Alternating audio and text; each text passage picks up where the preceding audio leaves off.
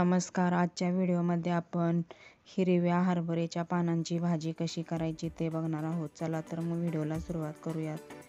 मी हरभऱ्याची भाजी ही स्वच्छ धुवून घेतलेली आहे व सुकवून घेतलेली आहे. आता भाजी बनवायला घेऊ. गॅसवर एक कढई ठेवू. आता कढईमध्ये 2 पळी तेल घालून घ्यायचे आहे. तेल कडकडीत गरम झाल्यावर त्यामध्ये अर्धी वाटी लसूण घालून घेऊ. लसूण चांगला परतून घेऊ. आता यामध्ये हरभऱ्याची भाजी घालून घ्यायची आहे. सुरुवातीला हरभऱ्याची भाजी आपल्याला जास्त दिसते, पण त्याची क्वांटिटी नंतर कमी होते. ही भाजी आपल्याला चांगली परतून घ्यायची आहे.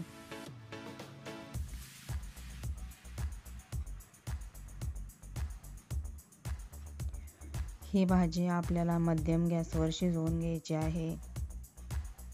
बघा, आपली भाजी थोडीशी कमी झालेली आहे. आता यामध्ये मी अर्धी वाटी मटकीची डाळ घालून घेतलेली आहे. मी 4 तास भिजत घातलेली होती. ती डाळ आता यामध्ये घालून घेतलेली आहे.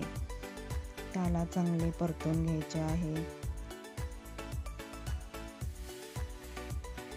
आता यामध्ये मी आणखीन एक पळी तेल घातलेलं आहे. या भाजीला थोडंसं तेल जास्त लागतं, त्यामुळे आपली भाजी चवीला खूप छान होते.